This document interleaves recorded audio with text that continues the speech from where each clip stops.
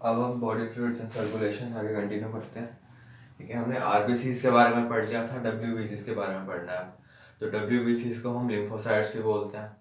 ठीक है, लिम्फोसाइट्स एक टाइप के डब्ल्यूबीसीज होते हैं। ठीक है, हमारे पास 5 टाइप के डब्ल्यूबीसीज हैं और डब्ल्यूबीसीज को दूसरा नाम हम बोलते हैं ल्यूकोसाइट्स। ठीक है, डब्ल्यूबीसीज को लिम्फोसाइट नहीं बोलते। Lymphocyte is a type of WBC, but डब्ल्यूबीसीज को हम ल्यूकोसाइट्स बोलते हैं। तो डिफरेंस दोनों में याद रखना।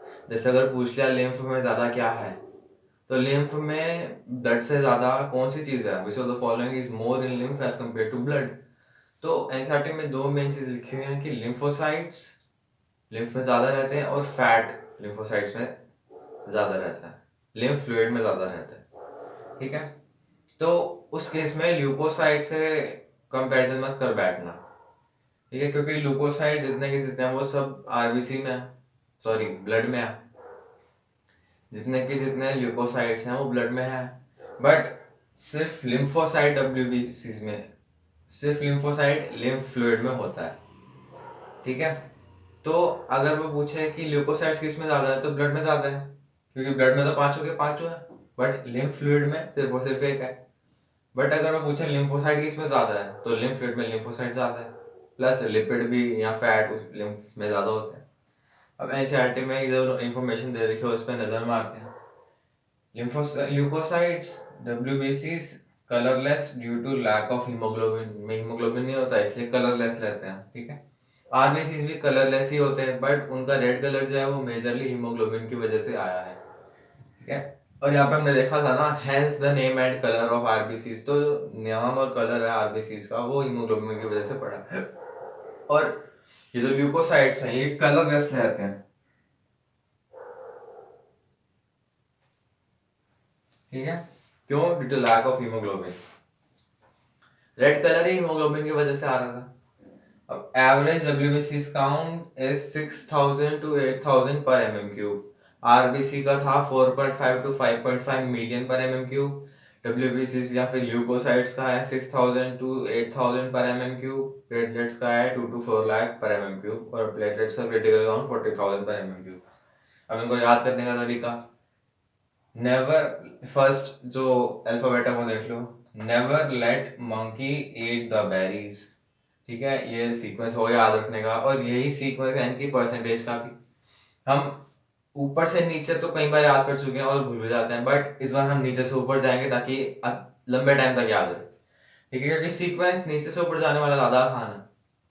ठीक है, तो सबसे नीचे 0.5 टू 1%, फिर 2 टू 3%, फिर 6 टू 8%। ठीक है, बस इतना याद हो गया ना, तो आगे का याद बड़े आसानी से हो जाएगा। 6 टू 8%। ठीक है, अब ये 10 से कितना कम है? 2% कम है। ठीक है, तो 20 टू 25 अगला आ गया, और यहाँ पे छेद रखा है तो 60 टू 65 अगला आ गया। ऐसे याद रख लो। ठीक है, मेन कड़ी ये है 6 टू 8% याद रखने के लिए। इस सीक्वेंस को याद रखने के लिए 6 टू 8% मेन कड़ी है जो हमें ये याद रखवाएगी, क्योंकि ऊपर का इससे है ये दोनों, और नीचे का हमें पता ही है 0.5 टू 1%, फिर आगे अगला क्या है 1 के बाद 2 टू 3%, फिर 6 टू 8% याद रख लो। ऊपर के आसानी से याद हो जाएंगे 20 टू 25, 60 टू 65। अब वो पूछ सकता है कि इन सब में से सबसे मैक्सिमम अबंडेंस में कौन सा है, तो न्यूट्रोफिल्स मैक्सिमम अबंडेंस में रहते हैं। ठीक है, और सबसे लीस्ट अबंडेंट कौन सा है, तो वो बेसोफिल हो गया। ठीक है, और परसेंटेज तो खैर पूछ ही सकता है। अब एक कंसेप्ट इसमें भी आता है कि वो पूछता है कि which of the following is granulocytes और which of the following is agranulocytes. तो ए ग्रैन्युलर मतलब जिसके अंदर ग्रैन्युलर स्ट्रक्चर ना हो। ठीक है, उनके अंदर न्यूक्लियस नहीं होता है, न्यूक्लियस लेस होते हैं।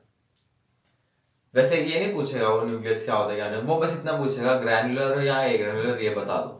तो जो ए ग्रैन्युलर है उसको याद रखने की ट्रिक देख लेते हैं, ग्रैन्युलर बाकी के बचे हो गए।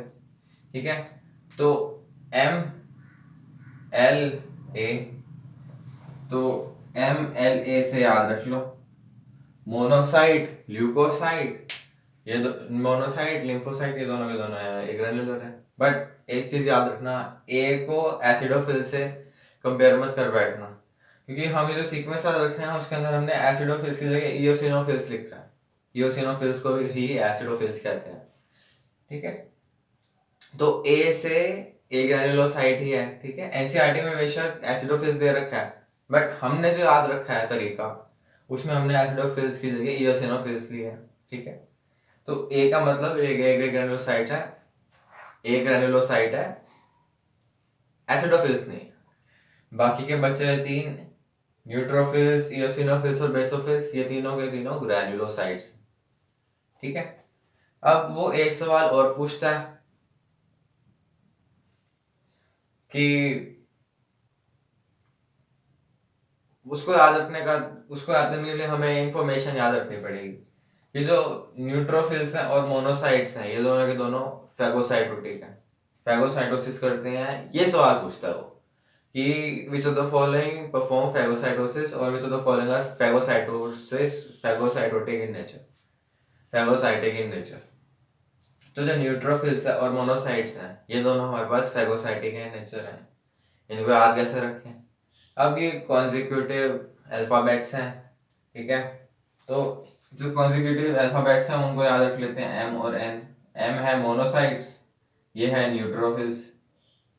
अब इसकी जो कंसंट्रेशन है ना वो ज्यादा है ब्लड में, कितनी 60 to 65%, और जो मोनोसाइट की है उसकी कम है, 2 to 3%।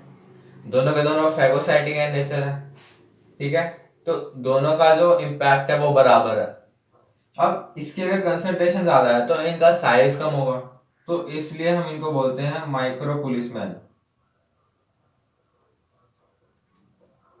और इनकी कंसंट्रेशन कम है इसीलिए इनका साइज ज्यादा होता है, इसीलिए इनको हम बोलते हैं मैक्रो पुलिसमैन,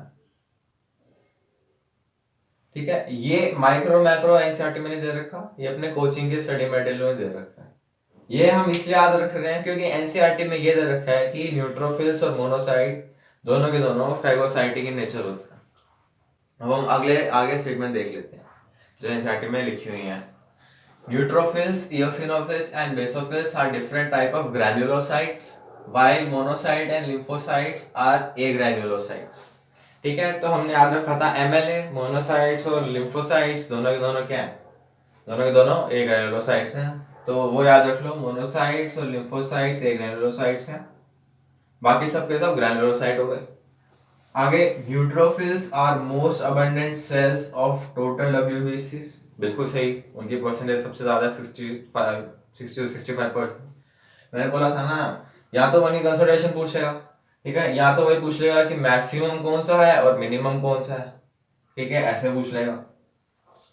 अब उसने यही पूछ लिया कि मैक्सिमम कौन सा है, मोस्ट अबंडेंट कौन सा है, तो न्यूट्रोफिल, लीस्ट अबंडेंट कौन सा है basophil. Never let monkey eat the berries, उसी से हमको पता चल जाएगा। अब इसमें परसेंटेज याद का क्वेश्चन नहीं था, बट हमें याद रखनी है, आती है percentages. Neutrophils are the most abundant cells of total डब्ल्यूबीसीज and basophils are least among them, ठीक है। अब एनसीईआरटी में लिखा है कि न्यूट्रोफिल्स और monocytes both of them are phagocytic in nature, ठीक है। अब हमने इसको कैसे याद रखा है कि जो कॉन्जिक्यूटिव अल्फाबेट्स हैं एम और एन, ये दोनों के दोनों पुलिसमैन है। अब न्यूट्रोफिल्स की कंसंट्रेशन ज्यादा है, उनका नंबर ज्यादा है, तो उनका साइज कम होगा, इसीलिए न्यूट्रोफिल्स को हमने बोल दिया माइक्रो पुलिसमैन, और मोनोसाइट को हमने बोल दिया मैक्रो पुलिसमैन, क्योंकि इनकी कंसंट्रेशन कम है तो इनका साइज ज्यादा होगा, ठीक है। तो दोनों के दोनों पुलिसमैन है, पुलिसमैन का काम हो गया चोर को पकड़ना, ठीक है। तो फैगोसाइटिक में भी क्या होता है, जो इन्फेक्शियस एजेंट होता है उनको कैप्चर करके एनगल्फ कर लेते हैं अपने अंदर ही। तो दोनों का काम है फैगोसाइटिक इन नेचर। तो अगर पूछ ले कि फैगोसाइटिक कौन है, तो न्यूट्रोफिल्स और मोनोसाइट्स दोनों के दोनों फैगोसाइटिक इन नेचर रहते हैं। अब हमारे पास ये जो कॉलम है ये बहुत इंपॉर्टेंट है, ठीक है, इसमें से हमेशा क्वेश्चन आएगा, पक्का आएगा। तो सबसे पहले देखते हैं कि हमारे पास इयोसिनोफिल्स या फिर एसिडोफिल्स के बारे में क्या लिखा हुआ है। इसमें लिखा हुआ है कि ये resist the infections and are also associated with allergic reaction, ठीक है। तो एलर्जिक रिएक्शन का जो एग्जांपल है वो है हे फीवर, ठीक है। लिख नहीं रहा क्योंकि एनसीईआरटी में भी नहीं लिखा हुआ, एक्स्ट्रा इन्फॉर्मेशन है, वो बात अलग है, हमें याद है तो इसलिए हमने बता दी। जो इयोसिनोफिल्स है उसके लिए ये लाइन बड़ी इंपॉर्टेंट है कि दे रेजिस्ट इन्फेक्शन, ठीक है। अब उसके बाद आता है बेसोफिल्स। अब एनसीईआरटी में लिखा है कि they are involve in inflammatory reactions. But हमें पता है कि जो एनिमल टिश्यू चैप्टर से हमें पता है कि जो इन्फ्लामेटरी रिएक्शंस हैं वो किन दो हार्मोन्स के सर्कुलेशन से बनती है, मिली भगत से बनती है। एक तो हिस्टामिन होता है और एक सीरोटोनिन होता है, ठीक है। हिस्टामिन अगर हमारी बॉडी में रिलीज होता है तो वो स्वेलिंग कराता है, ठीक है, इसीलिए हम एंटी एलर्जन या फिर एंटी हिस्टामिन लेते हैं, ठीक है, और वो स्वेलिंग कम हो जाती है। तो हिस्टामिन और ये जो है हमारे पास हिस्टामिन सीरोटोनिन, ये मास्ट सेल रिलीज करते हैं हमारी बॉडी में, ठीक है। तो बेसोफिल्स को मास्ट सेल्स ही बोलते हैं। इसको याद कैसे रखें, मास्ट एस आ रहा है और यहाँ पर भी बेसोफिल्स में एस आ रहा है। तो हमें प्रोनाउंसिएशन करते हैं ना जब, तो एस की जो सुर है वो बहुत लंबा चलाता है, मास्ट, ठीक है। तो एस का जो भार है इस वर्ड में, मास्ट में, वो ज्यादा है, तो एस पे फोकस हमारा पड़ता है। इससे हमने बेसोफिल याद रख लिया, इससे हमें बेसोफिल आसानी से याद हो जाता है। तो जो बेसोफिल्स हैं उन वो होते हैं मास्ट सेल्स, ठीक है। और मास्ट सेल्स हमारी बॉडी में हिस्टामिन सीरोटोनिन का मैकेनिज्म रेगुलेट करते हैं, ठीक है। Both of them are antagonist of each other, serotonin और हिस्टामिन, ठीक है। तो इनका काम क्या है, they are involve in inflammatory reactions. तो एनसीईआरटी में सिर्फ इतना सा दे रखा है कि जो बेसोफिल्स है they are involve in inflammatory reactions, ठीक है। और जो इयोसिनोफिल्स या फिर एसिडोफिल्स है they are involve in allergic reaction, ठीक है, या फिर रेजिस्ट इन्फेक्शन। बस याद रख लो कि इन्फ्लामेटरी रिएक्शन दे रखा है ना, तो वो बेसोफिल है, ठीक है। बाकी कुछ भी दे रखा है, में मोस्टली रेजिस्ट इन्फेक्शन दे रखा होगा। एनसीईआरटी में ऐसा लिखा है कि eosinophils resist infection and are also associated with allergic reaction, ठीक है। ये एनसीईआरटी की स्टेटमेंट है, बट ये स्टेटमेंट इकट्ठी आ सकती है ऐसा कुछ जरूरी नहीं है। क्या पता वो सिर्फ इस वाले पार्ट को दे दे या फिर इस वाले पार्ट को दे दे। हमें ये वाला पार्ट तो पता ही है, रेजिस्ट इन्फेक्शन, ठीक है, तो वो eosinophils आ जाएगा। हमें बस इतना याद रखना है, अब वो इन दोनों स्टेटमेंट से कुछ भी दे सकता है, हमें बस इतना याद रखना है कि जो बेसोफिल्स है ना वो इन्वॉल्व है इन्फ्लामेटरी रिएक्शंस में। अब बाकी कुछ भी दे रखा है, मतलब एसिडोफिल्स की बात कर रहा है या फिर इयोसिनोफिल्स की बात कर रहा है, ठीक है। और एलर्जिक रिएक्शन और इन्फ्लामेटरी रिएक्शन में कंफ्यूजन हो सकता है ना। तो इसलिए इन्फ्लामेटरी रिएक्शंस को हम सिर्फ और सिर्फ बेसोफिल्स से याद रखते हैं। बाकी रेजिस्ट इन्फेक्शन जो है वो इयोसिनोफिल इन्वॉल्व रहता है उस केस में, ठीक है। तो इस वाले कॉलम से क्वेश्चन आता है ऐसा पक्का। अब एक क्वेश्चन दे रखा है lymphocytes involve in immune response, ठीक है। तो लिम्फोसाइट्स इन्वॉल्व इन, तो उस केस में क्या आंसर जाएगा।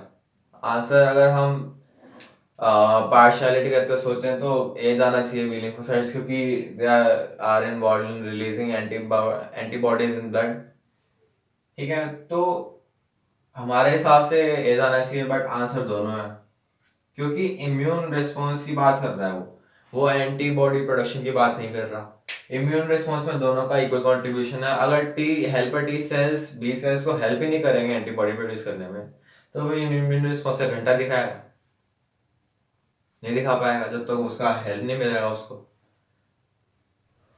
ठीक है। तो इम्यून रिस्पॉन्स की बात हो रही है, एंटीबॉडी फॉर्मेशन की बात नहीं हो रही।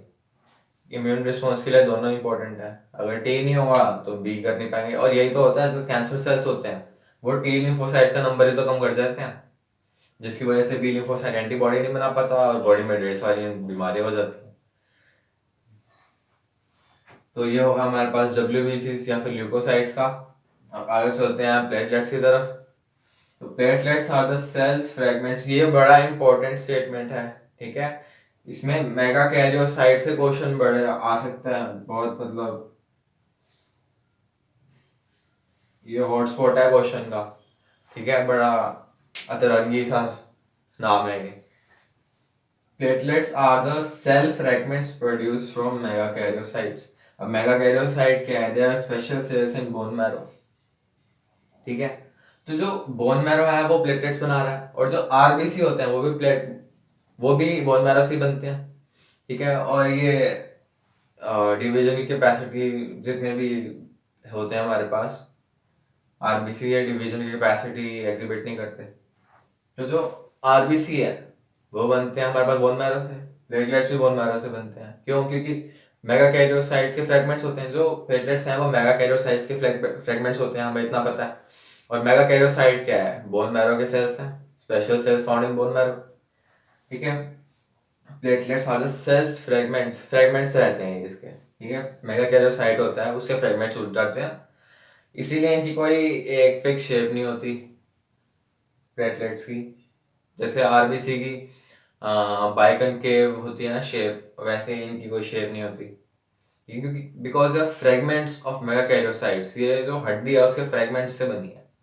ठीक है, तो they platelets are the cells fragments produced by megakaryocytes. Megakaryocytes बड़ा इंपॉर्टेंट वर्ड है, क्वेश्चन आ सकता है यहाँ से कि थ्रोम्बोसाइट्स में प्लेटलेट्स कौन बनाता है, तो मेगाकैरियोसाइट्स।